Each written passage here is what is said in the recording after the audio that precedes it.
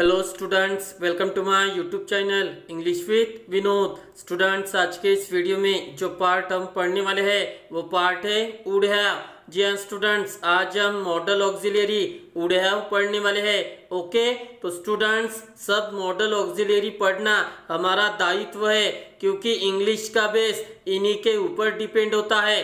क्योंकि ये पढ़ना बहुत जरूरी हो जाता है अगर हमें इंग्लिश अच्छे से पढ़नी है। ओके, तो चलिए वीडियो को स्टार्ट करते हैं और वुड हैव को पढ़ते हैं। ओके, चलिए स्टूडेंट, सबसे पहले ये पढ़ते हैं कि वुड हैव कहाँ यूज होता है। तो ये लाइन हमें बताएगी कि वुड हैव किस तरह यूज होता है। तो लाइन है, would have is mostly used in joining sentence.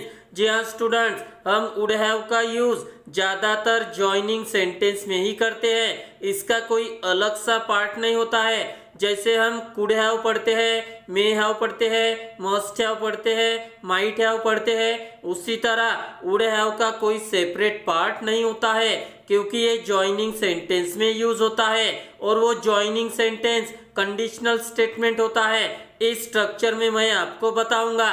Okay, तो ये देखिए स्टूडेंट्स, ये है वो स्ट्रक्चर। क्या है? सबसे पहले इफ वाला स्ट्रक्चर है। यही कंडीशनल स्टेटमेंट होता है, जहां पर हम कंडीशन रखते हैं। या तो वो सेंटेंस इफ का होगा या फिर अनलेस का, क्योंकि इफ और अनलेस के सेंटेंस ही कंडीशनल स्टेटमेंट होते हैं। ओके, और कॉमा के बाद जो सेंटेंस होगा वही हमारा वुड हैव का सेंटेंस होगा।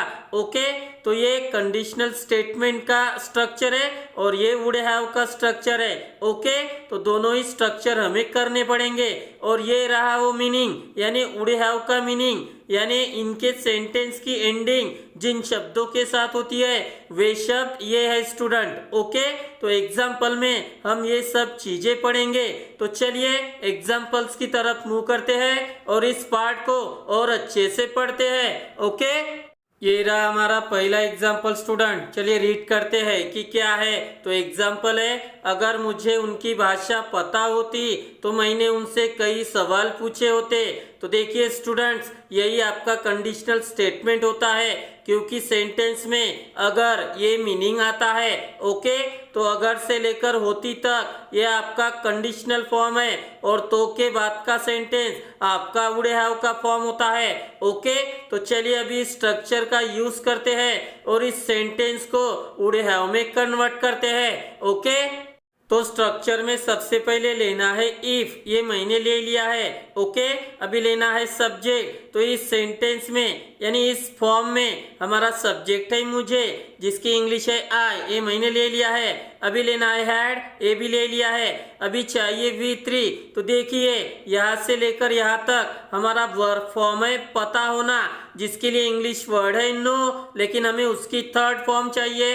तो नो की थर्ड फॉर्म है नोन, ये मैंने ले लिया है। और अभी क्या बचा है? उनकी भाषा। तो देखिए स्टूडेंट्स, उनकी यहाँ पर ये एज अ पजेसिव एडजेक्टिव आया है और उनकी मतलब एक से ज्यादा पर्सन, और जब एक से ज्यादा पर्सन होते हैं तो पजेसिव एडजेक्टिव हम देयर यूज करते हैं। तो देयर मैंने ले लिया है और भाषा के लिए इंग्लिश वर्ड है लैंग्वेज। तो ये एक फॉर्म हमारा कंप्लीट हो गया है। क्या है? If I had known their language. चलिए अभी ये फॉर्म कंप्लीट करते हैं। तो अभी हमें लेना है सब्जेक्ट। तो देखिए तो के बाद अभी ये फॉर्म हमारा हो जाएगा। तो इसमें सब्जेक्ट है मैंने, जिसकी इंग्लिश है आई, ये मैंने ले लिया है। अभी लेना है वुड हैव, ये भी ले लिया है। अभी चाहिए V3। तो देखिए यहाँ से लेकर यहाँ तक हमारा वर्ब फॉर्म है पूछना, जिसके लिए इंग्लिश वर्ड होता है आस्क, लेकिन हमें थर्ड फॉर्म चाहिए। तो आस्क की थर्ड फॉर्म है आस्क। ओके, तो वर्ब तलक सेंटेंस हमारा हो गया है। मीनिंग निकलेगा मैंने पूछे होते। तो किन से पूछे होते?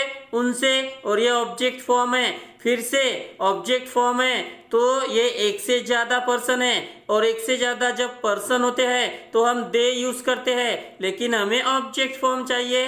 तो दे की ऑब्जेक्ट फॉर्म देम होती है। तो ये मैंने ले लिया है। और अभी बचा है कई सवाल, जिसकी इंग्लिश होती है मेनी क्वेश्चंस। तो ये सेंटेंस हमारा बन गया है। ओके, तो ये फुल स्ट्रक्चर क्या हो गया है? If I had known their language I would have asked them many question, जिसका मतलब होता है अगर मुझे उनकी भाषा पता होती तो मैंने उनसे कई सवाल पूछे होते। ओके, चलिए अभी सेकंड एग्जाम्पल देखते हैं। ये रहा हमारा सेकंड एग्जाम्पल स्टूडेंट। चलिए रीड करते हैं कि क्या है। तो सेंटेंस है, अगर आपने लेसन्स को अच्छे से लर्न किए होते तो आपको ज्यादा मार्क्स मिले रहते। तो ये सिंपली कंडीशनल स्टेटमेंट है, क्योंकि कौन सा मीनिंग आया है, अगर। ओके, तो इस तरह का सेंटेंस जब रहता है तो वो कंडीशनल स्टेटमेंट हो जाता है।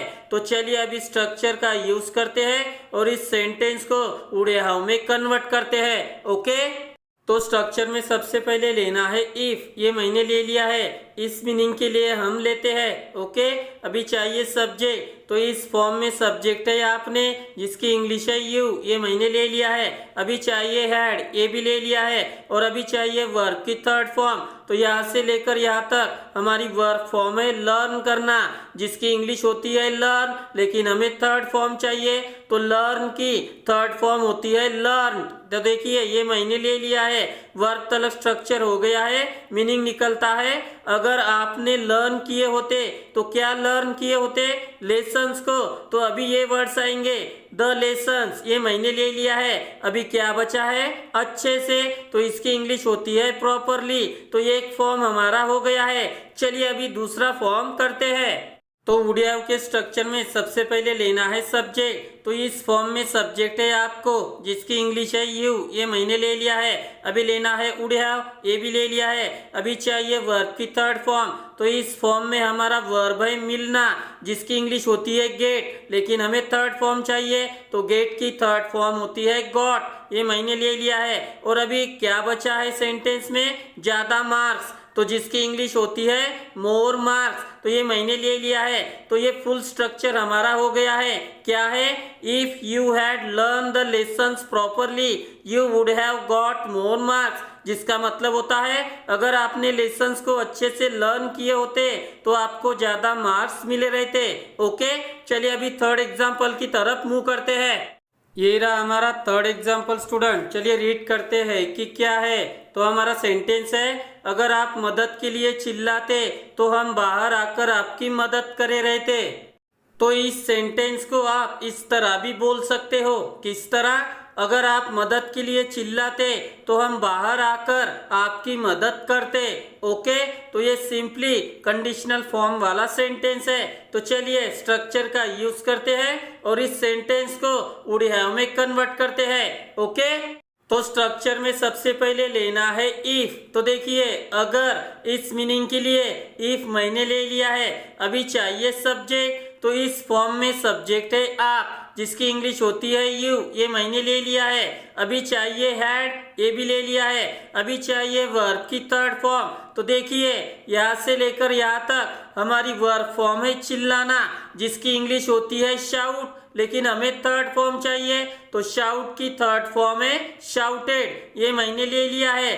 तो अभी इस फॉर्म में क्या बचा है, मदद के लिए, जिसकी इंग्लिश होती है फॉर हेल्प। तो एक स्ट्रक्चर पूरा हो गया है। चलिए अभी उड़ियाव का स्ट्रक्चर करते हैं। तो उड़ियाव के फॉर्म में सबसे पहले लेना है सब्जेक्ट। तो देखिए इस फॉर्म में सब्जेक्ट है हम, जिसकी इंग्लिश है वी, ये मैंने ले लिया है। अभी लेना है उड़ियाव, ये भी मैंने ले लिया है। अभी चाहिए हमें वर्ब की थर्ड फॉर्म। तो देखिए स्टूडेंट्स, इस फॉर्म में दो वर्ब फॉर्म आई है, पहली है आकर और दूसरी है मदद करना। तो जब भी दो फॉर्म आती है वर्ब की तो हम उन्हें एंड के साथ ज्वाइन करते हैं। ओके, तो हमारी पहली मेन वर्ब है आकर, जिसका मतलब होता है आना, जिसके लिए इंग्लिश वर्ड है कम और जिसकी थर्ड फॉर्म होती है कम। तो ये मैंने ले लिया है। अभी कहाँ आकर बोला जा रहा है, बाहर। तो बाहर इस वर्ड के लिए हम यूज करते हैं आउट। ओके, और ये रहा एंड, और अभी हम उसमें सेकंड वर्ब लेंगे। इसके बाद कौन सी है, मदद करना, जिसकी इंग्लिश होती है हेल्प। तो हमें थर्ड फॉर्म चाहिए, हेल्प की थर्ड फॉर्म है हेल्प, ये मैंने ले लिया है। अभी क्या बचा है, आपकी। तो ये ऑब्जेक्ट फॉर्म है, तो इसके लिए इंग्लिश वर्ड होता है यू, ये मैंने ले लिया है। तो हमारा फुल स्ट्रक्चर ये हो गया है।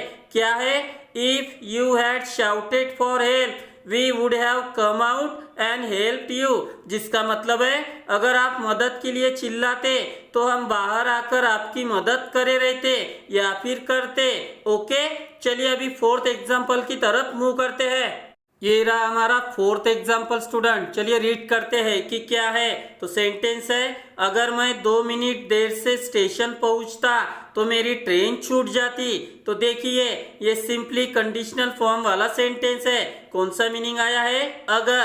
तो चलिए अभी स्ट्रक्चर का यूज करते हैं और इस सेंटेंस को वुड हैव में कन्वर्ट करते हैं। ओके, तो स्ट्रक्चर में सबसे पहले लेना है इफ। तो देखिए इस मीनिंग के लिए इफ मैंने ले लिया है। अभी चाहिए सब्जेक्ट, तो इस फॉर्म में सब्जेक्ट है मैं, जिसकी इंग्लिश है आई, ये मैंने ले लिया है। अभी लेना है हैड, ये भी मैंने ले लिया है। अभी चाहिए वर्ब की थर्ड फॉर्म, तो यहाँ से लेकर यहाँ तक हमारी वर्ब फॉर्म है पहुंचना, जिसके लिए इंग्लिश वर्ड है रीच, लेकिन हमें थर्ड फॉर्म चाहिए, तो रीच की थर्ड फॉर्म है रीच्ड, ये मैंने ले लिया है। वर्ब तलक सेंटेंस हो गया है। मीनिंग निकलता है अगर मैं पहुंचता, तो कहाँ पहुंचने की बात हो रही है? स्टेशन। तो अभी ये वर्ड्स आएंगे। तो देखिए द स्टेशन मैंने ले लिया है। अभी क्या बचा है? 2 मिनट देर से, जिसकी इंग्लिश होती है 2 मिनट्स लेटर।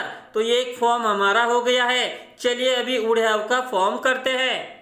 तो वुड हैव के फॉर्म में सबसे पहले लेना है सब्जेक्ट। तो देखिए इस फॉर्म में सब्जेक्ट है मेरी, मतलब आई, ये सब्जेक्ट हो जाएगा। तो ये मैंने ले लिया है।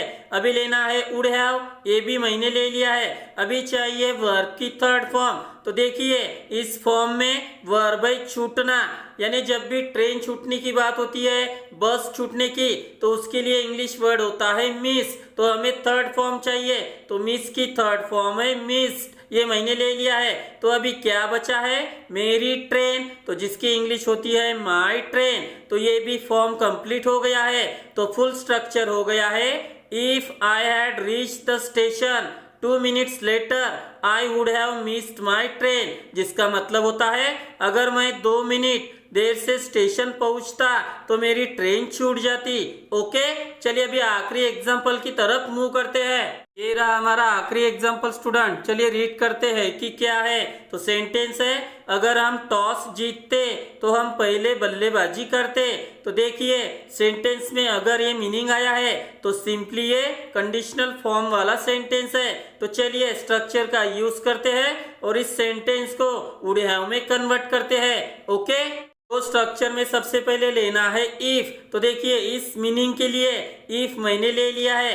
अभी चाहिए हमें सब्जेक्ट, तो इस फॉर्म में सब्जेक्ट है हम, जिसकी इंग्लिश होती है वी, ये मैंने ले लिया है। अभी लेना है हैड, ये भी ले लिया है। अभी चाहिए वर्ब की थर्ड फॉर्म, तो यहाँ से लेकर यहाँ तक हमारी वर्ब फॉर्म है जीतना, जिसकी इंग्लिश होती है विन, लेकिन हमें थर्ड फॉर्म चाहिए, तो विन की थर्ड फॉर्म है वन, ये मैंने ले लिया है। तो अभी क्या बचा है? टॉस, जिसकी इंग्लिश होती है द टॉस। तो ये एक फॉर्म कंप्लीट हो गया है। चलिए अभी वुड हैव का फॉर्म कंप्लीट करते हैं। तो वुड हैव में सबसे पहले लेना है सब्जेक्ट। तो देखिए इस फॉर्म में सब्जेक्ट है हम, जिसकी इंग्लिश है वी, ये मैंने ले लिया है। अभी चाहिए वुड हैव, ये भी मैंने ले लिया है। अभी चाहिए हमें वर्ब की थर्ड फॉर्म। तो देखिए इस फॉर्म में वर्ब है बल्लेबाजी करना, जिसके लिए इंग्लिश वर्ड है बैट, लेकिन हमें थर्ड फॉर्म चाहिए, तो बैट की थर्ड फॉर्म होती है बैटेड। तो ये मैंने ले लिया है। अभी क्या बचा है? पहले, जिसकी इंग्लिश होती है फर्स्ट। तो ये फुल स्ट्रक्चर हमारा हो गया है। क्या है? If we had won the toss we would have batted first, जिसका मतलब है अगर हम टॉस जीतते तो हम पहले बल्लेबाजी करते। ओके, तो स्टूडेंट्स आज हमने वुड हैव इस मॉडल ऑक्सिलियरी के बारे में पढ़ा। तो जो जो बातें मैंने आपको बताई है स्टार्ट से लेकर एंड तक, आपको बस वही बातें याद रखनी है। ओके, और ज्यादातर सेंटेंस लेकर इनकी प्रैक्टिस करनी है, ताकि आप इंग्लिश में बोल सके, उसको अच्छे से समझ सके। ओके, तो मैं आशा करता हूँ कि आपको आज की ये वीडियो भी पसंद आई होगी। अगर पसंद आई हो तो प्लीज लाइक, कमेंट, शेयर और मेरे चैनल को सब्सक्राइब जरूर करें मेरे आने वाले वीडियो को देखने के लिए। Okay, thank you very much.